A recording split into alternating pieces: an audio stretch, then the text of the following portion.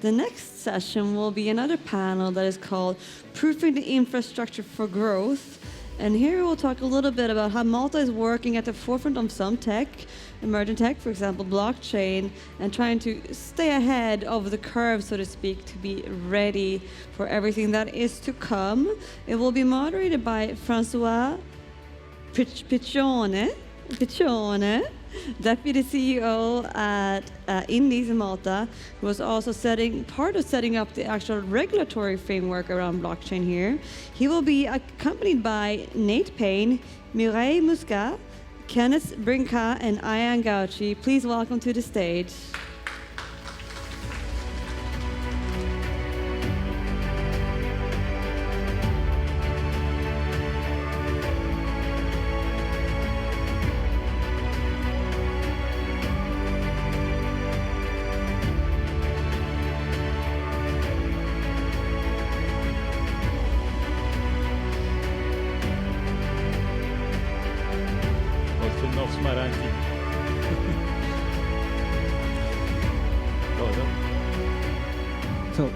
Thank you, everyone, and good morning. Thank you for joining us for this panel. First and foremost, I would like to congratulate also Gaming Malta for their initiatives in this regard, and also GMR for organizing this event. Today, we shall be discussing about the infrastructural needs a country such as Malta needs to have in order to have a thriving esports and video games industries. We shall also be delving into the aspects of regulatory when it comes to artificial intelligence and blockchain. So a little bit about myself. My name is Francois Piccione. I'm a tech and policy consultant. During the past 5 years, I've been working with the Maltese government when it comes to tech policy.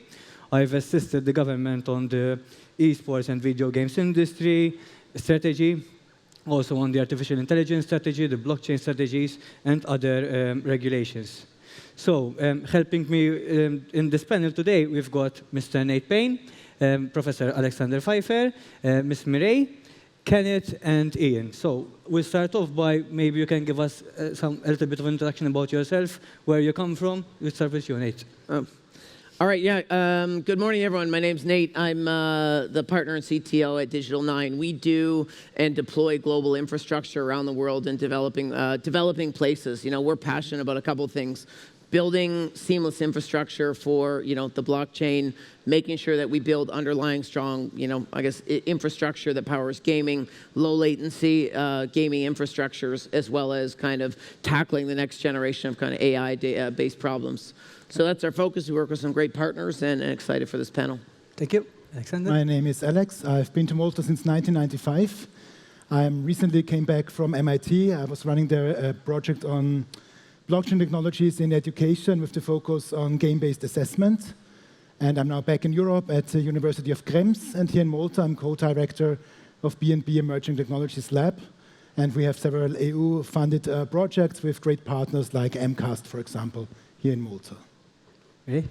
Hi, good morning, everyone. I'm Mireille Muscat. I'm head of marketing at Melita. For those who don't know Melita, maybe non-Maltese audience, Melita is a quad-play operator providing telecom services, broadband, mobile technology, and also TV and telephony.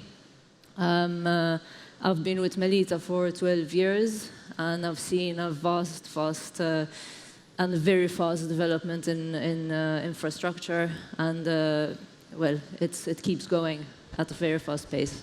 Thank you. Hi, I'm Kenneth Brincat, CEO of the Malta Digital Innovation Authority. The MDIA was established 4 years ago, and it's the authority which has a certification program of blockchain and AI and critical solutions. It promotes, obviously, digital innovation, and also we try also to facilitate its usage. Hi, my name is Ian Gauci, managing partner at GTG. I have over 20 years experience now dealing exclusively in technology-related matters, regulatory and legal. Taught at university as well. I think was one of the first people on the forefront on AI, advising government as well, and even blockchain. I advise as well. As a matter of fact, the MDIA, and it's a pleasure being here. So thank you all for accepting our invitation. Let's start by kicking off the discussion. Typically, when we hear the word infrastructure, what comes to our mind is the roads infrastructure, the telecoms infrastructure, and we all know the importance of having such a robust infrastructure in place. In my opinion, technology infrastructure can be divided into two categories. We've got the hardware, software, networking, and services, and we also got the legislative part when it comes to regulation. So let's start by the first category being the tech part. Just my first question to Mireille. Why Malta is the ideal hub for esports when it comes to infrastructure? Well, recently EY have issued their annual attractiveness survey, which basically it's an annual survey that is carried out, and telecoms infrastructure remains on the top 3 reasons for foreign direct investment in Malta. So I really believe that because of this and also the initiatives that the government is taking and other independent bodies, I really believe that we are there in having Malta as an attractive environment for gaming and gamers, basically. Nate, how important are network infrastructures for the gaming and the esports ecosystem? Yeah, I think they're obviously very important. You just heard your last speaker talk about the importance of trying to solve the latency issue, right? And understanding how do we bring, computation, how do we bring, these things closer to the end user. All of that in my world starts with looking at the network, looking at the edge compute layer, figuring out how to have faster iterations to be able to release great content, gaming content to end users, and kind of disrupt. If we're trying to get out of, the metaverse, and I kind of think of a dynaverse, a dynamic environment, to build a Ready Player One kind of quote environment. How do we actually do that? We need to solve some of those fundamental issues. You've got to start with the networking layer. You've got to address the latency issues, and you've got to distribute computing out to the end users and the experience. I think it was in 2018, the CEO of Netflix, he said that they are competing yes. with service providers such as Fortnite, I think it was, yes. and not HBO. What is your take on that? Yeah, exactly. He noted that, hey, they're losing more visitors to Fortnite than they are to HBO. Well, I think, number one, it reflects that there's tremendous growth in the gaming industry, e-gaming especially. That's why I'm excited to learn more in terms of what's going on here, but support. It also, for me, we're 4 years past that comment, and you can see this tremendous growth. So now it's up to us to unlock the metaverse, unlock the next generation of what we're doing in compute. Same with the blockchain, and kind of move from there. So I think that was a foreshadowing of where we are. But I will also say that we have a long way to go to realize the potential. Right? When you look at VR, when you look at AR, there's a long way to go to solve some of the fundamental problems. To do it, to solve those problems. So, Mireille, during the past year, I've heard that Malta made some huge investments when it comes to infrastructure. Maybe you can tell us a little bit what investments they made, what is in the pipeline, and how will this help the ecosystem? So, in the past 5 years, Malta has invested over 100 million in its infrastructure. And it has gotten us to the status of, let's say, most advanced network in Europe. Why do I say that? It's the only operator that has a nationwide gigabit internet network. This is basically way ahead of the EU goal to have gigabit connectivity for all by 2030, and we've had this network since 2018. We also rolled out our 5G low latency mobile network, and it's also nationwide, and also our MBIoT network for Internet of Things. So we're at a point where we can offer the industry one of the best connectivity infrastructures of the world. And this also had good value. In fact, there was recently also a survey carried out, a research carried out by cable.co.uk, which is an independent researcher, that found that Malta has the cheapest price per megabit in Western Europe. So basically, that's what has already been done. What we continue to do is obviously invest in, first of all, I mean, another thing that was also mentioned before, I mean, we're an island, so we have to make sure that we are well connected to mainland Europe. And we do this by investing in our two fully redundant submarine cables that connect to mainland Europe, to a redundant fiber optic network in Italy, to our point of presence in Milan, which then links to the rest of Europe. We also invest in, let's say, keep investing continuously in improving latency in our local network by investing in hubs around the island, and also incrementally and continuously investing in improving the service quality of our local network. Then there is information security, which is also important and becoming even more and more important. And the investment there is gradually increasing over the years. Basically, we have a certification now, which we need to obviously keep updated, the ISO 27001 in information security management. And another service that we invested in and we offer is the distributed denial of service mitigation, where basically when there is an attack, our network basically filters the bad, let's say the attack traffic and filters good traffic to the client, so that the client is not disrupted as much as possible. So that's our vision, to keep up with the digitization, to keep supporting the digitization of Malta in relation to and aligned with the industry and the society, and gaming and this industry, basically. And not only with our, let's say, promise of high-speed connectivity, but also these value-added services, right? So for example, we also offer the virtual private servers, so going into cloud, dedicated lease servers and co-location services, which are also more and more important for gaming, and basically also increasing, as I mentioned, our investment in cybersecurity, and looking forward to providing more and more services on this front as well.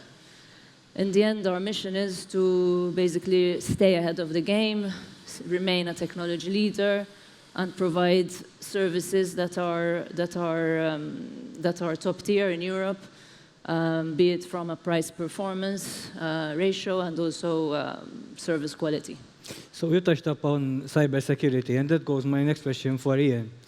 So when you have a technology infrastructure, you need to ensure that it is resilient. How important it is for having resilient infrastructure and for the ecosystem to be future-proof for the future? I think it's important not only for the infrastructure, but for the nation. Here we're speaking about infrastructures which are critical in their nature, irrespective of the gaming ambit, irrespective of the service layer, they are critical. So there, given that critical nature, it's of paramount importance that not only cybersecurity elements are covered, but to a certain extent, even resiliency. For example, in Malta, we have MITA. They have launched the national program on cybersecurity. We have as well now the MDIA, who is a cybersecurity certification authority. Okay, so to a certain extent, that is paramount. It's paramount as well when you speak about infrastructure, telecoms in particular. So let's speak about telecoms here. Because I heard as well Mireille speaking about, we owe the fact that we have such players like Melita, there's Go, there's Vodafone, to the fact that Malta joined the EU. When we joined the EU, there was competition. Malta is a small island, has infrastructure competition. Infrastructure which is sturdy, infrastructure which at the end of the day already surpasses the EU's targets. And this is across the board. You might have one operator who is more agile than the other, but the level is there. We have 3 operators with 5G, distinct networks as well. We don't as yet have, correct me if I'm wrong, network sharing in Malta. So in a small island like Malta, you already have 3 distinct networks for mobile, 2 distinct networks nationwide for data data, television as well, because it's IP. So these provide services in Malta, from Malta, and to other operators who might need service layering in Malta. Added to that, then you have data centers and all that. So there, the criticality of the service from the infrastructure point of view requires cybersecurity, not only from the legal point of view, but I would say it's a reasonable approach from the operators. It is something as well with the regulators would look at. For example, operators, infrastructure providers, the likes of Melita, they would be regulated by the MCA. So MCA, they have quality of service standards there. They're constantly monitoring on certain things. They are indirectly regulated as well because they touch the users, they touch the subscribers, they would touch players. So their data protection by design, even in their infrastructure layout. Okay, they have certain obligations as well if there's a breach. And there's NIS as well. NIS.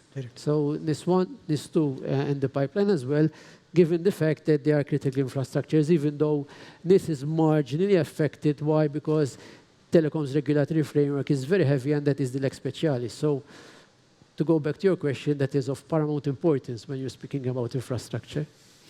So we all agree that we all need to have various technologies, tools to support the ecosystem. So my next question goes to you, Alex. What other technologies and tools do you think are critical? I think if it comes to technologies, new technologies come and go even faster now as ever before, thanks to our little AI-assisted helpers. And it's really hard for us researchers, you know, to always be in the state of the art and beyond. And it's even harder for politicians that are not from the field. I think when it comes to technologies, we need to find a multidisciplinary approach of all of us working together, trying to evaluate it. And then, and this is something I really like to give to you, to the Maltese audience here. What Malta lacks a little bit is media literacy, especially when it comes to esports. And I think this is also an important thing when we look on technology. Like 4 years ago, there was an esports tournament in St. Julian's with an 18-plus game and kids sitting there eating pastizzi, drinking kidney. Over there in the hall, we have a VR shooter in zombies and 8-year-olds playing it. So just please, I would like to use the time to think about that. Keep up with mainland Europe and what we are doing there when it comes to youth protection. And when it comes to technology, the new technologies, we need to find multidisciplinary teams, evaluating it, thinking about the next steps. And this might be even more important than the next super speed internet connection that technology maybe not even needs because it's running anyway on what we have already. How do you think blockchain technology can assist the esports and video games industry? Blockchain is very important when it comes to anti-cheating. So there are many aspects that digital ledger is useful. There, again, we have to think about aspects how to run this particular ledger. We have to think about the environment. This maybe is also something I need to, here in Malta, even more important. I'm now back after 3 years and nothing changed here. So please also look, when you all do all your infrastructure projects, think about an environmental friendly solution. Because technology is really, has a really bad impact on the one hand on our environment, and on the other hand, AI can help to improve how we solve our issues. It's always a struggle between those two sides. But I think distributed ledger technology, because this is my research in education, and it comes the same for esports and many other aspects, is truly important as long as it's not about this speculation hype, where we have seen many fraudulent tokens issued through ICOs and false promises. If we leave that behind, the speculation hype, non-tradable utility tokens on a blockchain that is environmental friendly, thanks since the 15th of September, Ethereum is also now proof of stake, which was very important, I think. And yes, it will find its way, and I think at the end of the day, it will be embedded without the final customer knowing that the data secured is actually, the most important data secured is stored on blockchain-based assets. So, 2 weeks ago, during the Maltese budget, the Minister for Finance mentioned, Kenneth, that the Malta Digital Innovation Authority shall be investing in a digital innovation hub. Maybe can you give us some more details about this hub? Yes, of course. But before, I wanted to say something on what Mireille and Ian said about the infrastructure. One of the remits of the MDIA is the overseeing of the AI strategy. And the AI strategy includes one of the action points of the AI strategy is to do an AI technology roadmap. And the terms of reference refers particularly to the infrastructure and to the existing infrastructure and to what we are envisaging for the next years. We've done the analysis. At the moment, we're about to finalize such analysis. We've met the service providers and other stakeholders who are important for such analysis. And I can say that the infrastructure that we have at the moment is quite in a good state. But yes, we have to look forward of what we will require if we want to invest more or to have more investment in emerging technologies such as AI, esports, etc., which require quite a robust infrastructure. Now, I refer to your question about the Digital Innovation Hub. Yes, we will have a Digital Innovation Hub, which is the Maltese one would be hosted and administered by the MDIA. It will be part of a network all over Europe. I guess there will be around 39, if I'm not mistaken. Malta will have only one, the one that you mentioned. The intention behind the Digital Innovation Hub is to assist startups, SMEs, and also scale-ups, or other companies who would like to diversify their portfolio and would need the right knowledge or expertise before embarking on particular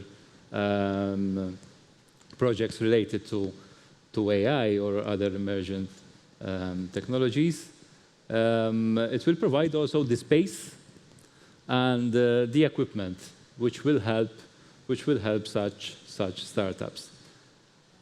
One important factor which will have the Digital Innovation Hub is high-performance computing.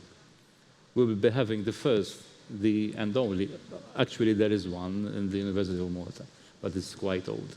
But we will be having high-performance computing in Malta through this Digital Innovation Hub, which can be used by, as I said, by startups, SMEs, academics, for their research, for example, and even obviously for esports, where you need high-end servers to mitigate the latency and lag problem, and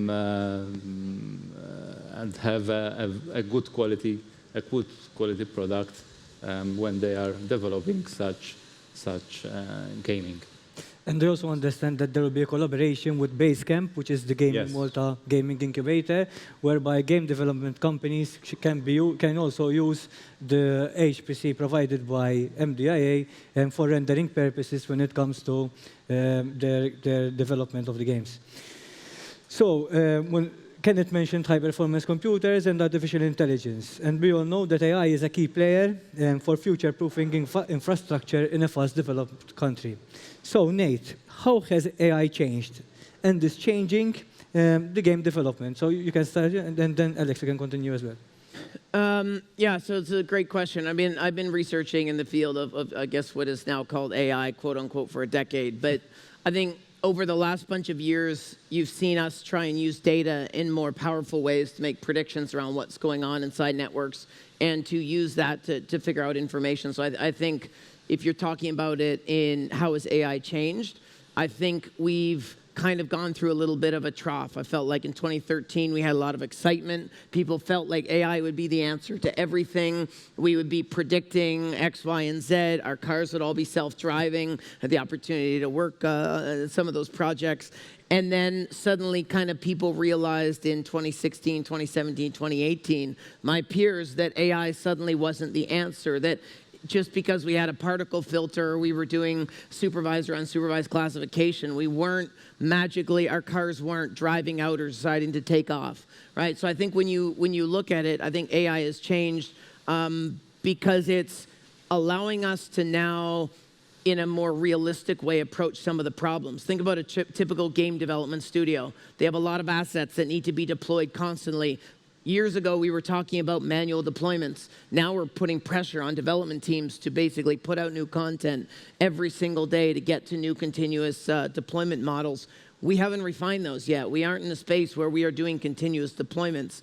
And to me, that's part of the gap that AI is trying to fill in order to create truly immersive experiences. VR is experiencing the same gap. How do we go from something that's close to us to actually bring the objects that are in the quote-unquote digital world dynamically to the user? We still have too many gaps. And we're also seeing gaming companies investing Right. in, even when for the slot machines, they are now doing it on VR, and you can use VR technologies also in the iGaming industry. So I think the industries are also merging together with the use of technology. Yeah, and I think when I look at the work that we do with for our partner Edge Next here, who's one of the sponsors, we are trying to solve those problems and the problems of edge compute using AI because we're going into new places where infrastructure isn't as well developed, and we're trying to basically figure out how to predict traffic, how to get it there, and then help the gaming studios, you're right, produce software. The orchestration level, the infrastructure level, all the way up to the actually game asset and development. So to me, a long way to go, but AI has kind of changed from an idea to actually something that's creating, we have some fundamental questions. Once we crack things like the unsupervised learning bastion a little bit better, I think we'll be in a better place to be able to move forward, right? Alex? This is a topic I could talk for hours, but I'll make it very short, and I would like to point out 3 use cases, very, very short and tangible. One use case would be for esports, that think back some years ago when the AI bots in League of Legends were extremely stupid, and compare it with today when you can really use them to train. Same with FIFA soccer, where the AI through machine learning learned through millions of matches and games played that you really have the feeling you now play against a human. And a huge game changer was in 2018 when an AI based on Deep Blue actually beat a StarCraft 2 player, a high complex game, because the AI is capable of learning each individual process of the game individually and then changing strategy in a way a human player would not be capable to. And that was really scary. It was amazing and scary at the same time. Another aspect is creating worlds, maps that have not been pre-programmed by the designers. And we know that from many of games, and it's there already. But you spoke about the metaverse before. For me, the metaverse is like a bit of a marketing word. It's been there since 2006 already, with also many perils we have to look at. But it's cool we have a new word for that, or a new word, a reused word in a new context anyway.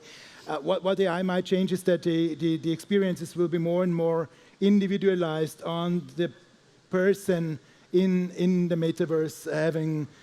especially interaction with non-playing characters.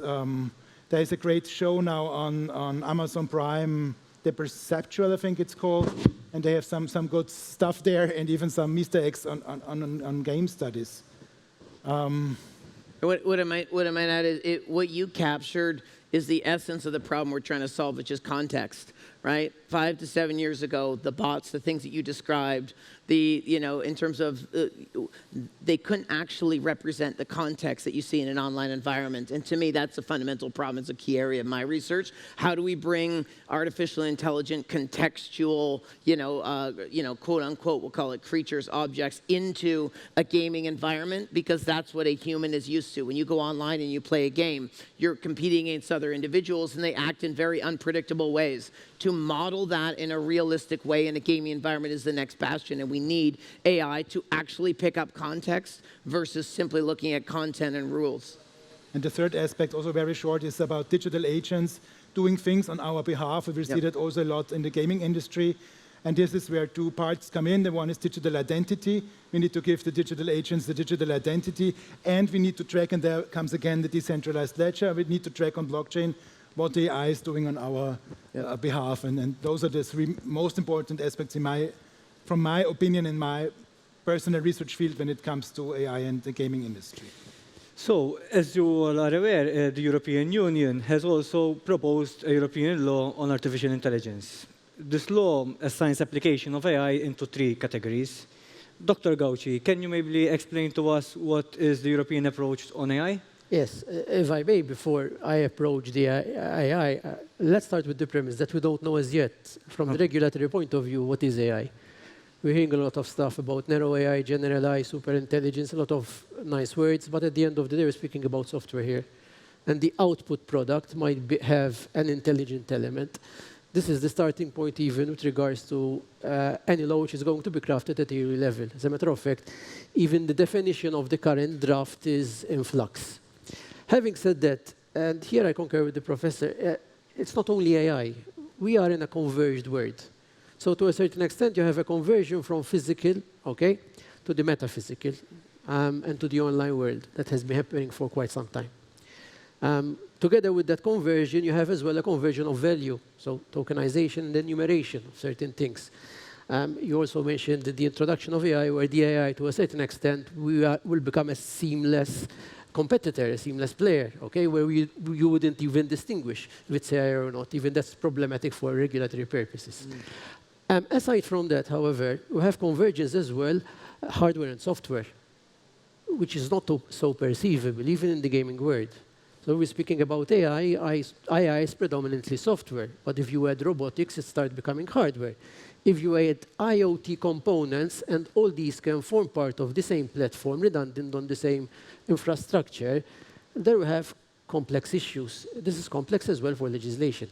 Part of that complexity is AI.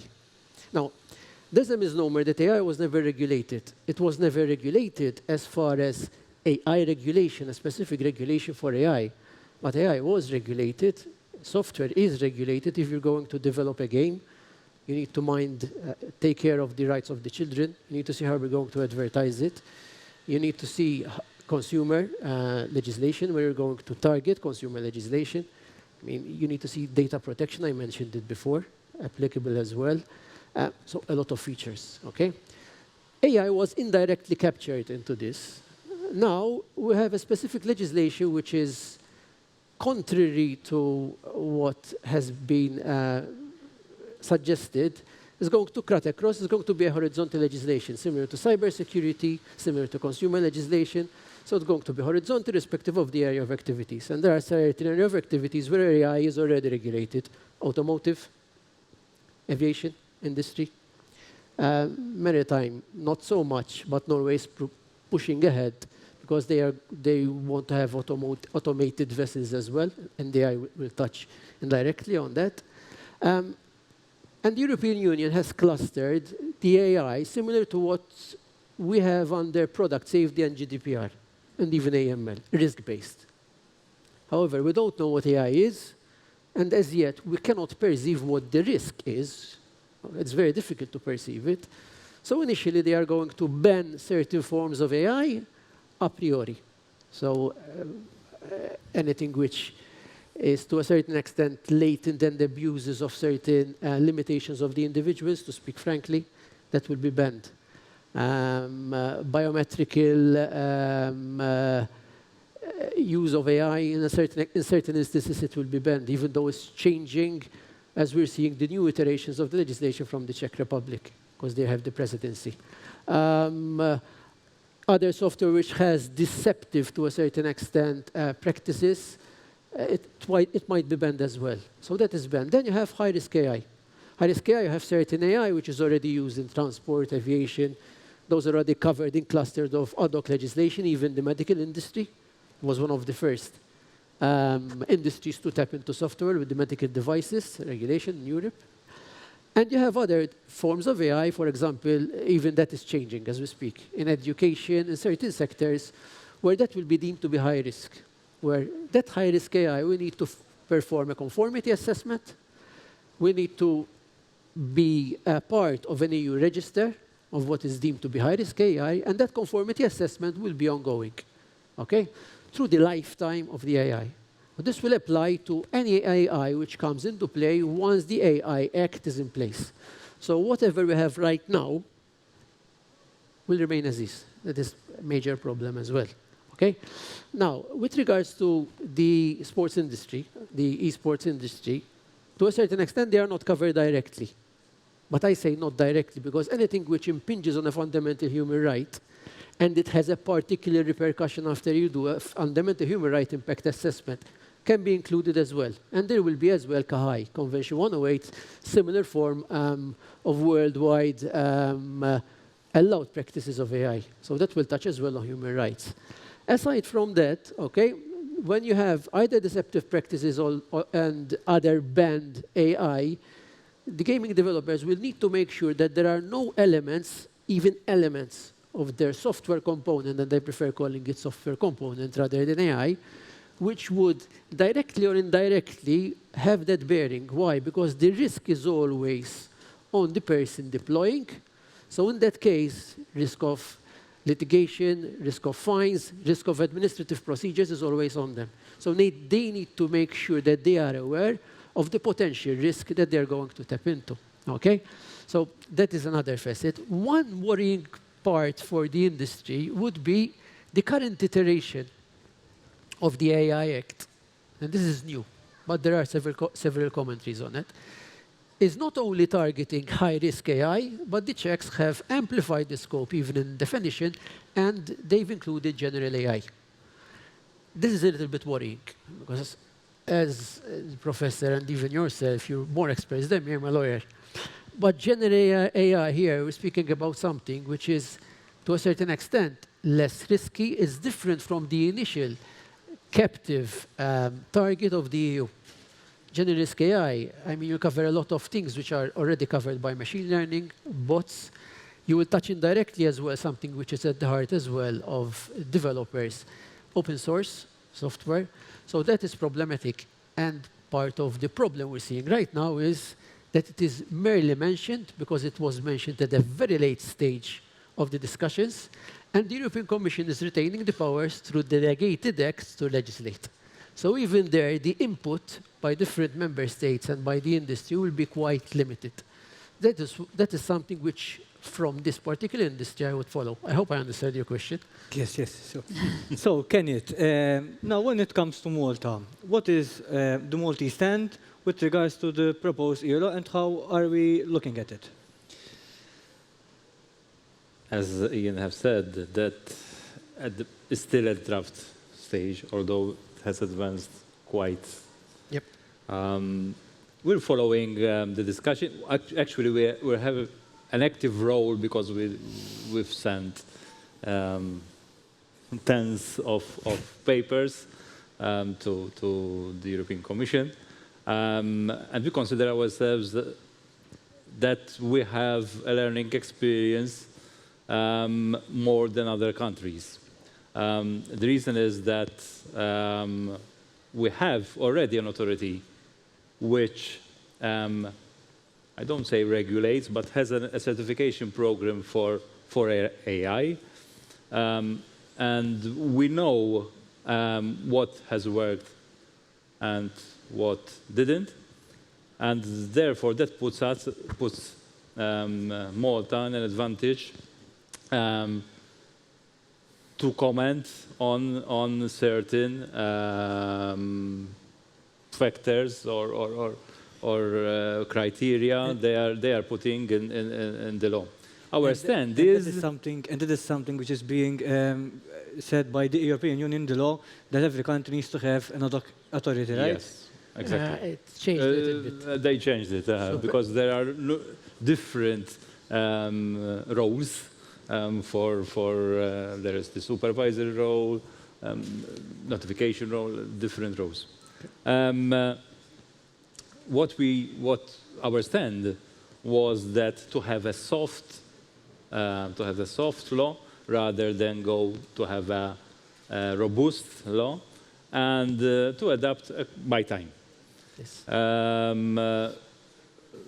I don't think, however, that that we managed to convince the European Commission in that, because the draft didn't change since our comments. However, we're still in favor to regulate, within inverted commas again, AI. Because as Ian has already said, it's a software which is already being regulated through other legislations. But I wanted to mention something else which the European Commission has suggested, which is the sandbox. That's another tool which Malta already has. In fact, I would like to invite here any companies who might be interested to have their solution, which works with AI, to have it resident in our sandbox, in order to see if the development of such software they are developing is in line with the AI Act. Although it's still in the draft stage, the sandbox gives that flexibility. So it's a good opportunity for those companies who are developing AI components and would like to know if it's in line with the legislation to come. Yes. Can I interject Yeah. on this one? Mainly to open up a little bit, Malta, and I'm not saying this because Maltese, but because it's a state of fact. We ventured into creating a specific technology authority. Now, it is a little bit, it was a little bit of a taboo 6 years ago, speaking about a technology authority and the fact that you're trying to regulate technology, even technology in itself, because everything is part of technology. However, we embraced that. We embraced that indirectly by creating a framework which was predominantly voluntary, not mandatory, but could be mandated through separate authorities. Initially, it was DLT and DI based. DLT, why? Because we've tapped into DLT and we were tapping into the crypto industry, where we've anticipated as a country that there are problematics nascent from the very early stages of DLT, okay? And even from certain forms of smart contracts, the industry was still in disarray. There were a lot of problems, cybersecurity issues and all the rest. So we said, listen, this is something which we need to cater for. The European Union is going to do the same. They're creating DORA now, which will capture as well the cryptocurrency part, which will be regulated as well by the EU through MiCA. So we've been there. 6 years ago, we've started the draft. Now, we are rehashing the legislation. So only speaking about the sandbox, and this is pertinent to the infrastructure and platform part. Given that the MDA is a technology authority, it's a technology-neutral authority. So if you have control objective, if you have control assessment criteria, whether it's AI, whether it's IoT, because the convergence is there. IoT you're going to have legislation dealing specifically with IoT and certification. That applies even in the gaming industry, because if you have these goggles, so it's quite vast. But if you have an infrastructure which has AI components, has DLT, okay, whether it's private, public, whether it's proof of stake, proof of work, has DLT as well as part of it, has other forms of software. To a certain extent, you can go to the authority will see the design, see your envisaged functions through this platform. Eventually, in the future, And this is the way it should be. If there are data protection elements, if there could be, for example, you're providing things which could be financial services related, gaming related, open API, other authorities can tap in, okay? They can be either cohorts in the sandbox, or to a certain extent, just seeing the process, and they're the person applying for the sandbox, whether it's AI, IoT, in the respective of the industry, will make sure that the solution, the platform, the infrastructure which he's testing, okay, is safe, safe by design with the required legal tenets that will apply. This is the purpose of the sandbox. And so the sandbox is transmuting. It's not only AI, Kenneth, it's AI, it's DLT, okay? And it's going to be open as well to other similar sandboxes, because one of the things the AI Act is pushing is that you need to have a siloed sandbox for AI with a specific authority dealing with it. So if you're doing fintech, that can't be part of fintech. It needs to be AI, okay? So we think that here, if we're already doing a project with Facebook, as a matter of fact, the open loop project, we think that this is the future. I mean, it still works in progress, but this would be the future. Alex? I would just like to add one sentence, as I think the only foreigner here on the stage. Whatever you do, be careful. Everything you do has an impact on the perception of Malta as a whole country outside this wonderful island. And I learned it from the times we were blockchain island, and when Malta was a little bit too open, and companies that are now known as companies that are scammers were here and promoting to my company in Malta and so on, and the photos were taken. So please be careful that every little step you're doing, and where Malta is on the forefront, do the right thing, because Malta needs to build again reputation, in my opinion, being in the US the last years and in Europe, mainland Europe, in Austria, Germany, most of my lifetime, that Malta is known for its beautiful, well, not stony beaches, the sea, and then here in Malta I have the feeling, and as I said, I've been so many times in Malta, I have a company here, we are self-applauding ourselves a little bit too much. So we need to think about what the others are thinking about us. We're doing many great things, amazing stuff, but always maybe ask people that do not need to put honey on your mouth, or I don't know, that's the saying in English. Try to find a... Just be careful, that's what I like to say. Actually, if I interject, point taken is very valid. As a matter of fact, I did not use blockchain or blockchain island. Lesson learned, but if something was done and it was good, I think we need to give merit irrespective of the country. So we've had a legislation where other countries criticized Malta initially for regulated gaming. We're moving there. It's political, but we're moving there. If they criticized Malta as well for regulating crypto. I have been one of the drafters, so I know what I'm saying, 6 years ago, going around even Germany, France, they all copied our legislation. UK initially started by saying, why are you regulating crypto? You have no need, you're a small country. Now, it's the flag, if you allow me with it. Sure. It's, they're going to regulate, even the European Union. So the European Union right now, it's regulating crypto. 80% of the legislative regime, if you analyze it, is based on the Maltese. Granted, I wouldn't go by saying blockchain island, but the fact that Malta as well tapped into the technology side, something which was unheard of 6 years ago. You know, you deal in DLT, in these problematics. I think it was acknowledged by the EU as well. It was something of a first, particularly coming from a small country like Malta. Particularly now when we have EIDAS 2, and in EIDAS 2, which is very pertinent to your field of activity for education, one of the trusted services, so you're going to have conformity assessments specifically for it, is DLT.